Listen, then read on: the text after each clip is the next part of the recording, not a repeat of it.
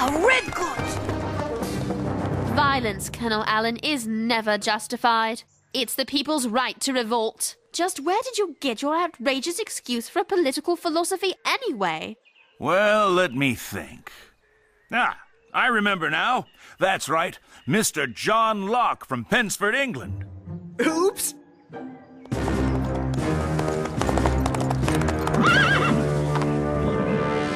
Am I addressing Colonel Allen? You are? I am Colonel Benedict Arnold. Colonel, I have been commissioned by the Massachusetts Committee of Safety to raise a regiment which I have done to attack Fort Ticonderoga. To that end, I hereby order you to turn over to me complete and utter command of the Green Mountain Boys.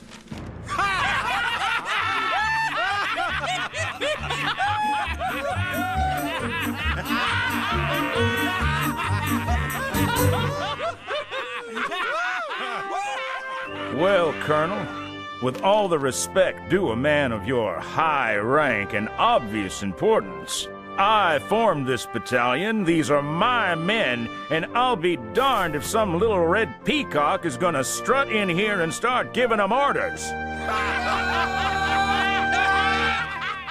This is not a request, Colonel. This is an order. If you will not obey it, I will force you to obey it. You and every single one of your so-called soldiers. How you gonna do that? Go back to your committee of safety?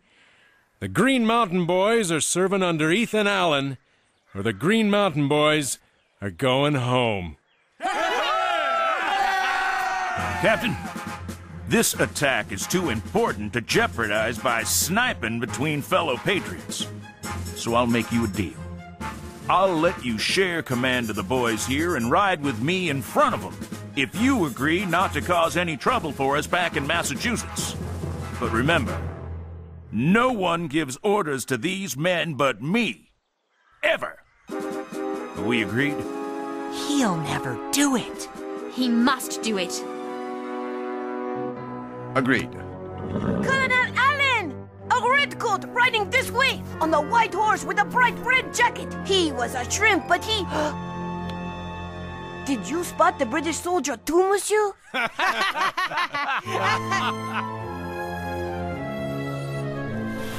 I decided to attack Fort Ticonderoga for two reasons. First, it's cannon. If we can capture the British cannon, with all due respect to you, miss, we can transport them to Boston. And send those redcoats halfway back to England with their own artillery. Second, if we control Ticonderoga, we control the main waterway into the colonies from Canada. And then, my boy, nothing goes on, in, or out of that water unless we Americans say it does. Now, our spies tell us there are only 50 or so British soldiers defending the fort. But we're expecting a heck of a fight anyway. And let me say one thing to the good people of Philadelphia. Brothers and sisters, there ain't one Green Mountain boy on God's green earth who ain't prepared to meet his maker up there in that fort. Because, Miss Phillips, every man here, no matter how uncouth, how rough, how rude, is profoundly committed to fighting for America's freedom to the last beat of his heart. Colonel Arnold, I wonder if I might ask you a favor? Yes, Miss Phillips? Colonel, I request permission to join you and the Green Mountain Boys in your attack on Fort Ticonderoga. Might I be permitted to accompany you on your attack? I'm afraid that's out of the question. Son, what you're asking is highly irregular. Sir, with respect, the people of Philadelphia need to know the story of the colony's first attack on the Crown. Sir, the people of Philadelphia need to know the story of America's first attack on the tyrannous mullions of King George III. That's minions. Well, I suppose in their way the Green Mountain Boys are highly irregular too. You'll stay as much out of harm's way as possible. Yes, sir! I don't doubt that the Pennsylvanians need news of our attack, Miss Phillips, but I'm afraid they'll have to get it from someone less qualified than yourself. I simply cannot permit a proper young lady to accompany troops into combat.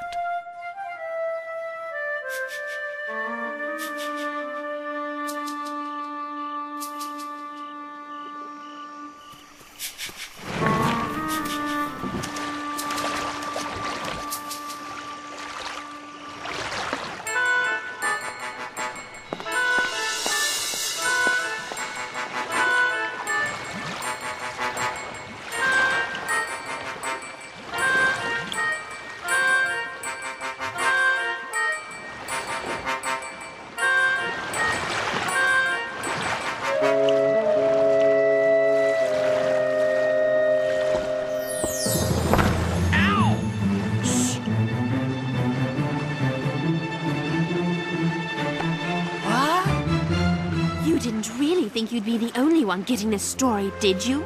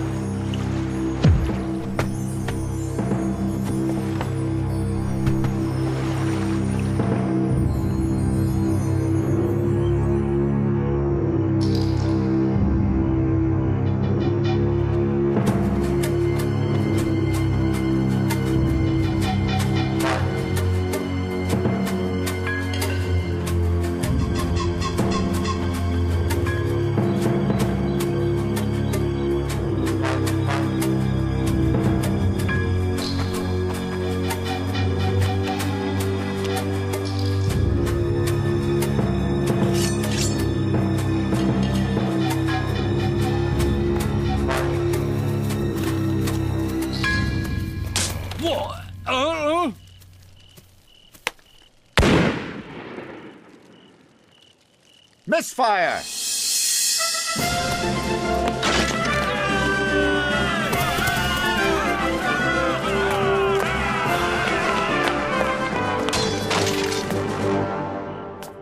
Mercy, sir, mercy!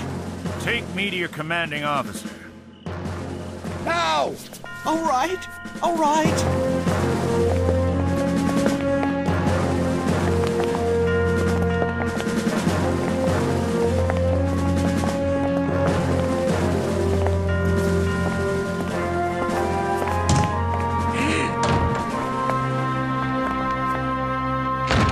In the name of God and the Continental Congress, I demand that you surrender this fort.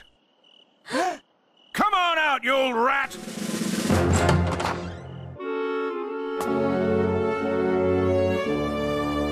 My sword, sir.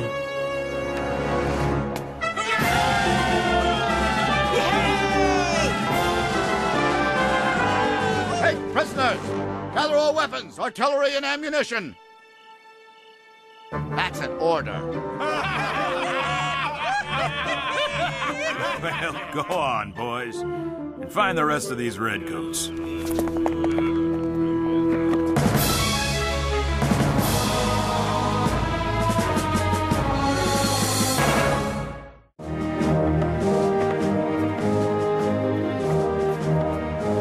Gather the artillery, collect the cannonballs and musket shot outside.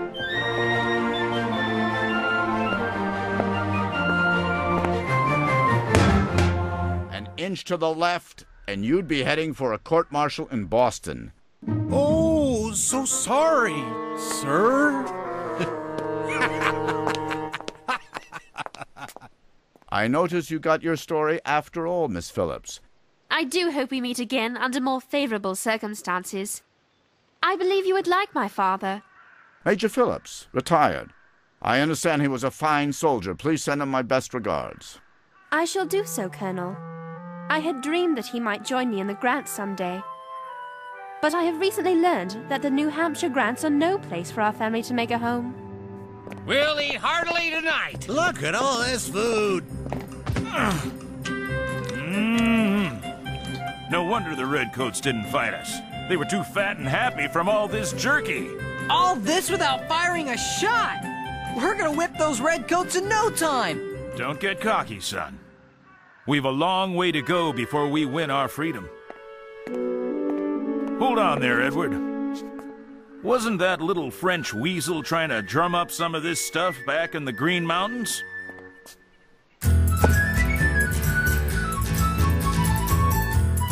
Dr. Franklin will put my story on the front page.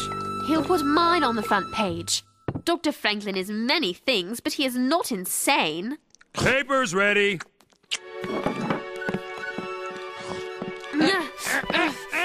Who got the front page? You both did. I never thanked you for not giving me away on the boat that night. I had to let you write that story. How else could I prove that mine was superior? Spell superior. Gee, these flapjacks look good. Oh, I imagine they are.